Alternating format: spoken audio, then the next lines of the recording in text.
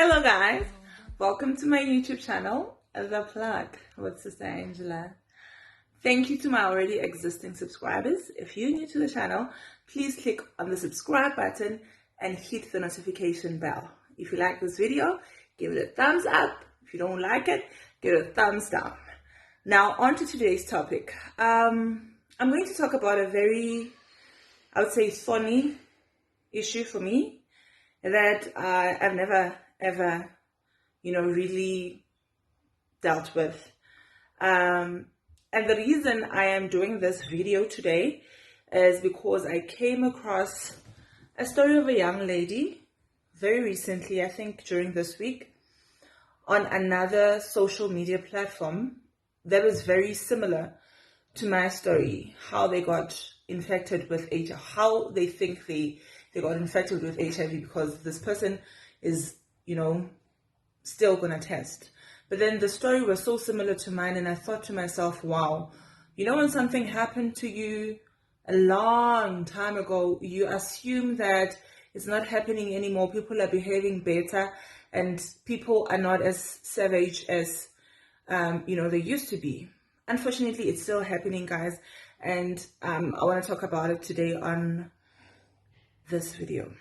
So what happened is that in December 2010, I had been dating a gentleman.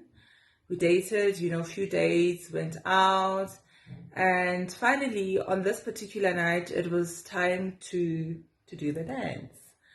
And yeah, we did the dance, agreed on using protection, on using a condom, and we did.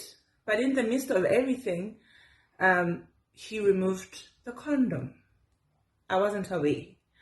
I only realized at the end that he actually did that. And funny enough, the following morning, I never thought about anything else except for morning after pills. I bought morning after pills, and that was that. So life went on. I move on. I think 3 or 4 months after that he disappeared, by the way, and I thought, okay, probably it wasn't so great. It happens, happens to the best of us. After a couple of months, I think not even 3 months, I'm lying, 2 months, I started developing symptoms. And on this one night, again, I was out with a friend, and we met this guy at a place. And then when I was there, I told my friend what had happened between this guy and myself. At that point, I started having very vague symptoms. I had lymph nodes, but they were not visible to the naked eye. You couldn't see them, but I could feel them. I could feel minor changes, flu-like symptoms here and there. And then I told my friend about the story. And then she was like, you know what? Let me tell you a story about this guy. He used to date Bani Bani, and that person died. Then he dated Bani Bani, and that person died. And I was like, oh my God. Immediately at that moment, I sort of diagnosed myself to say that I must be HIV positive. That must have been, what he wanted to do to me. And I did. I then went to take an HIV test with my GP. And surprisingly enough, it came back negative. Yes, it came back negative.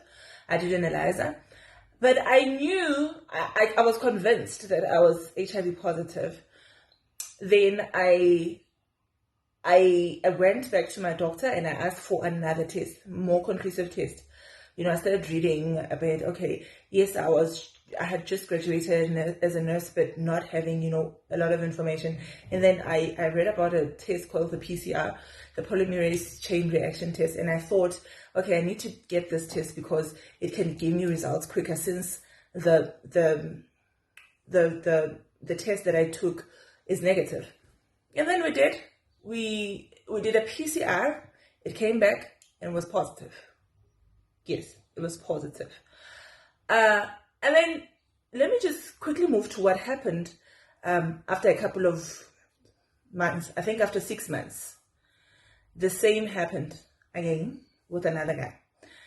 So, and then I thought to myself, am I meant to have, because after it happened with the second guy, I then took him to a clinic. I told him everything, that I'm HIV positive. He needs to get post-exposure prophylaxis. I had read about it and all of that. We went to test. When we got to the clinic, it turned out he was positive. So that means that if the other guy hadn't infected me with HIV, this other guy would have infected me with HIV. And it actually makes me wonder, was it my fate? Thank you guys for listening. Please do comment, give me feedback. Till next time.